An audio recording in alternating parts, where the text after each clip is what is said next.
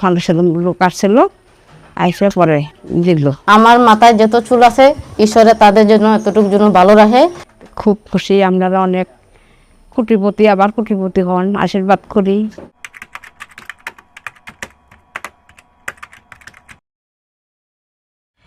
আজ আমরা ছুটছি এমন এক জনপদে যেখানে হিন্দু, মুসলমান, খ্রিস্টান ও উপজাতি একসঙ্গে বসবাস করে।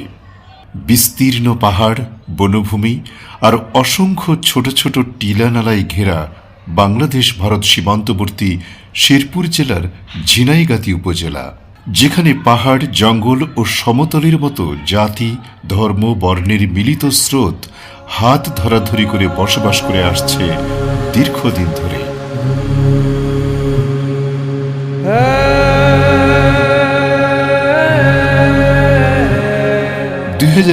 সালের আগস্ট মাসে হঠাৎ ভারত থেকে আসা তীব্র পাহাড়ি ঢল ও বন্যায় ভেসে যায় ঘরবাড়ি, ফসল, গবাদি পশু। অসংখ্য মাটির ঘর মিশে যায় মাটির সাথে।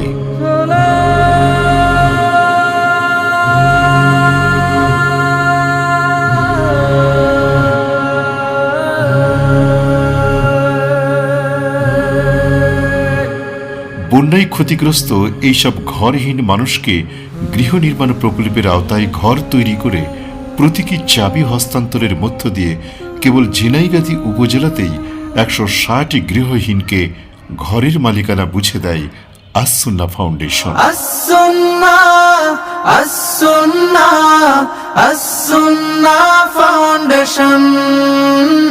অন্যান্যদের পাশাপাশি গৃহহীন উপজাতি, হিন্দু, খ্রিস্টানদের জন্য ঘর তৈরি করে দেয় আস-সুন্নাহ ফাউন্ডেশন। ঘর পেয়ে তাদের অভিব্যক্তি ছিল অবিশ্বাস্য। আমার নাম মনি চিরান, কিন্তু রাত্রেবেলা যদি হইতো তাহলে মারা যাইত, কিন্তু দিনে দেওয়াল পড়ছে, সবার জন্য ভালো। কিন্তু ভালো মানে অনেক পানি ছিল, অনেক ক্ষুধার্ত ছিল, পানি পর্যন্ত পাই নাই। কিন্তু লাস্টে অনেক দূরের থেকে লোক এসে একটু সাহায্য করছে, সহযোগিতা করছে।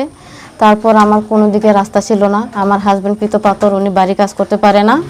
তারপর আমি মাঠে লামিয়া সিজনে 6 মাস কাজ করি, 6 মাস বসে খাই। আস-সুন্নাহ ইসলাম ফাউন্ডেশন থেকে আমাকে একটু হেল্প করছে, তাদের জন্য আমি অনেক ধন্যবাদ। কিন্তু আমার মাথায় যত চুল আছে ঈশ্বরে তাদের জন্য এতটুকু জন্য ভালো রাখে। কিন্তু আমরা জামাই বউ দুজন আছি, আমার ছেলে মেয়ে কেউ নাই। যা শুনে আমাদের হৃদয় বিগলিত হয়।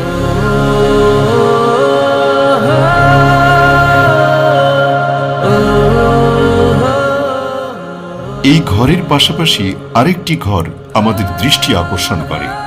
দেখেই বোঝা যায় এটি কোনো এক হিন্দু ধর্মাবলম্বীর ঘর। আমরা তার কাছে যাই, জানতে চাই তার হারানো ঘর ফিরে পাওয়ার গল্প।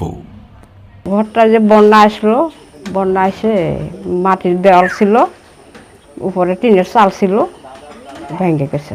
আস-সুন্নাহ ফাউন্ডেশন লোক আসছিল, আইসে পরে দিল।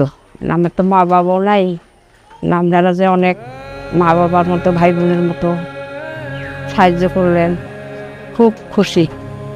আমার দেওয়ার মতো কোনো ক্ষমতা ছিল না, এই ভাঙ্গা ঘরেই থাকা লাগতো, আর না হাতে মেয়ের বোনই থাকা লাগতো।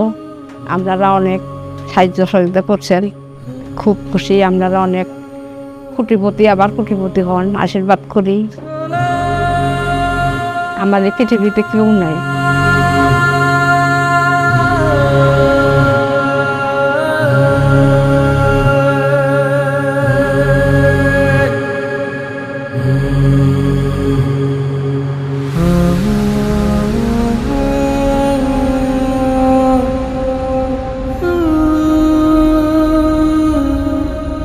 ভেসে যাওয়া মাটির ঘরের পরিবর্তে পাকা ঘর ফিরে পেয়ে নিজের আবেগ ধরে রাখতে না পেরে ছুটে আসেন আস-সুন্নাহ ফাউন্ডেশনের জন্য আশীর্বাদ করতে। আমার নাম দীপঙ্কর হাজং, গ্রাম বারোয়ামারি। গত 2024 সালে যে বন্যা হয়, এতে আমার ঘর একেবারে ভেঙে যায়, যে কারণে খুব কষ্টে ছিলাম। আর কষ্টে থাকার পরে এই আস-সুন্নাহ ফাউন্ডেশন আমাদেরকে একটি ঘর দিয়ে অনেক উপকার করেছেন। এইভাবে আস-সুন্নাহ ফাউন্ডেশন সারা বাংলাদেশে বন্যা পরবর্তী 1500 ঘর নির্মাণ করেন।